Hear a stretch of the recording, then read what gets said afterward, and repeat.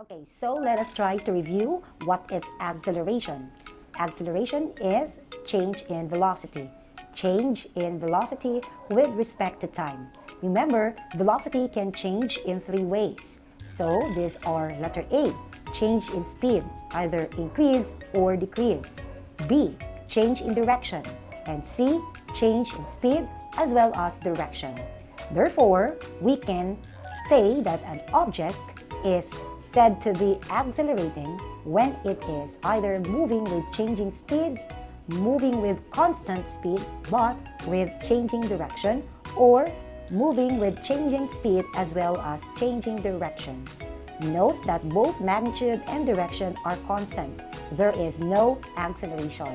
If we're going to check our conditions na mag-accelerate lang ang isa ka-object kapag meron tayong tinatawag na changing, no? Pinakadaling hinumduman nato is changing speed. Kung halimbawa, constant si speed, pero nag-change siya direction, that is still said to be accelerating.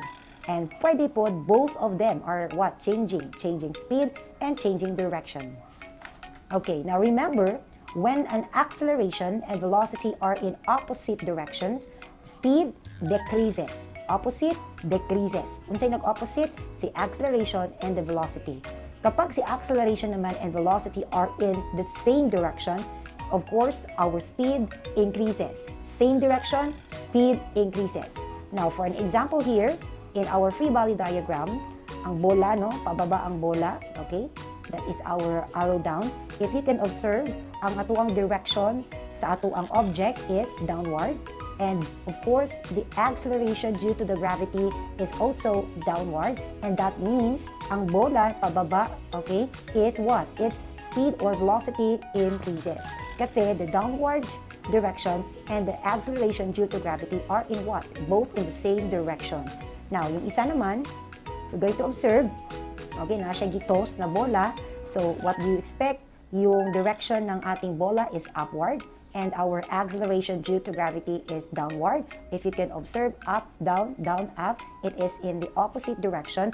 So the speed decreases. Speed decreases. So for example, pag mag-itsa ka bola pas, okay, tossed up, that means pasaka, and you will expect that the velocity of the ball will what? No, may tabo na to, kung makita, mapansin na to, nag-decrease, hantod ang yahang highest peak or highest point will become zero, or the final velocity is equal to zero. The equations of motion with constant acceleration. Now remember, there are equations that referred to as kinematics equations, and that can be used to describe any object motion. Describe any object motion. They are essential because what?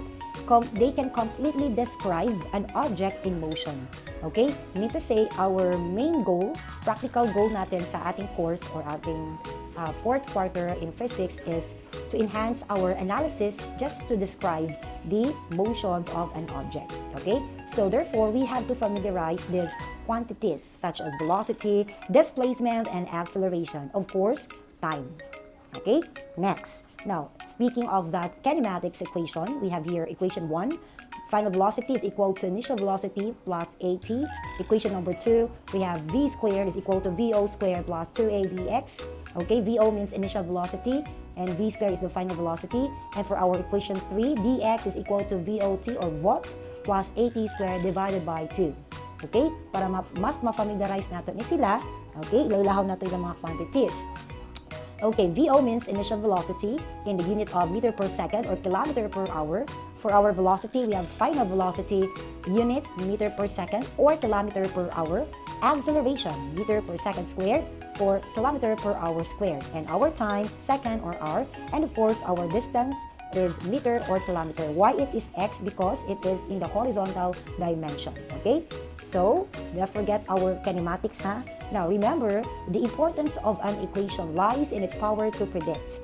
So, these physical quantities like displacement, velocity, acceleration, and time may be derived from the correct equations. So, let us try to use this formula, no? Or kinematics equation in a very particular sample problem. Okay? Again, lies in its power to predict.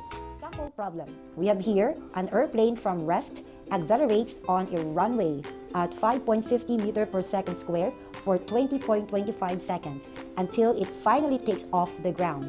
What is the distance covered before takeoff? From rest, 5.50 meter per second squared, 20.25 seconds, and distance. Dili maglibog, dili magkarambula atong utok, atuwa dayong i-highlights ang mga data na naa sa isa ka problem.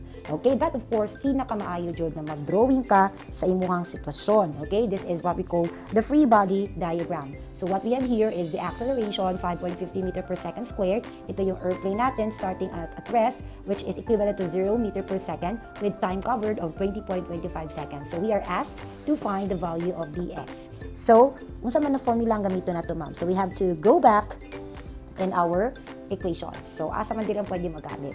Of course, atong target is pangitaon si dx. So, of course, equation 1, dili na pwede. Okay? Wala man tay quantity na dx. But in equation 2 and 3, pwede. But ang problema natin kay equation 2 is, unknown si dx, wala po tay quantity para kay final velocity. It's the initial velocity. So, try to check naman tayo final velocity. Kung unknown ni siya, unknown po si dx, isa ka equation, 2 or more unknowns, dili pwede magamit. So, pinaka-maayo o pinaka-practical ganito, the equation number 3. That is equal to dx, VOT plus at squared divided by 2. Why? Naatay value na VO, that is at rest. Meron tayong time quantity, and of course, our acceleration, and then isa lang ang unknown. So, bantayan ninyo, pag isa lang ang unknown sa isa ka quantity, swak na siya gamiton. Of course, pwede na magamit. Okay? So, let's start with our technique about the GUPSA.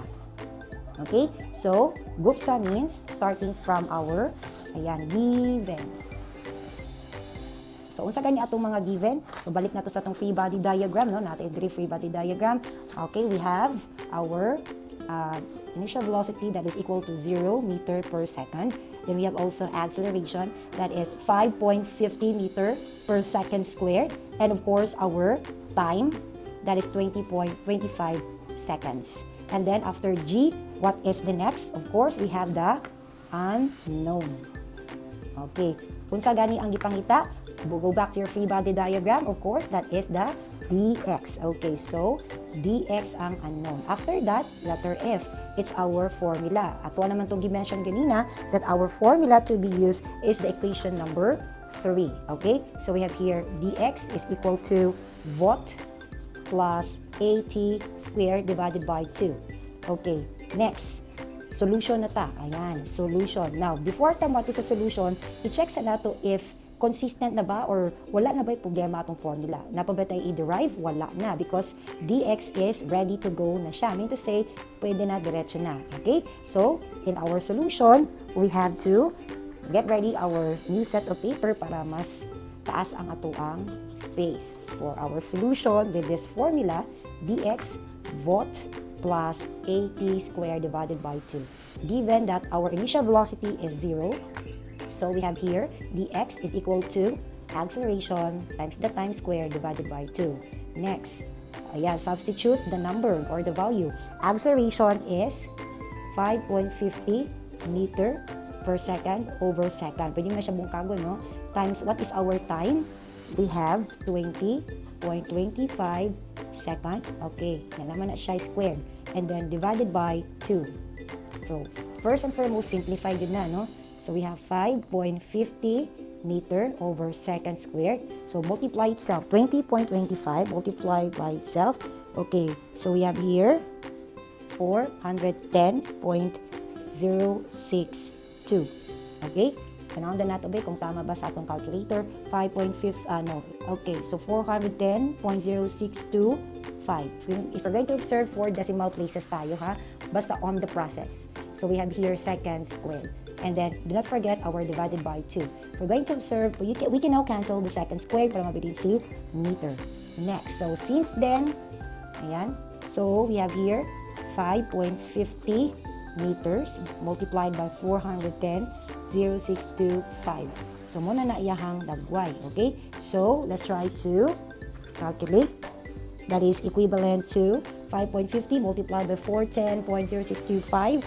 We have here 2,255.3438. 4 decimal places rounded off. And the unit is meter. And then divided by 2, of course, our answer is for dx, that is equal to 1,127.67 meter. So therefore, our distance covered ng ating airplane is 1,127.67 meters.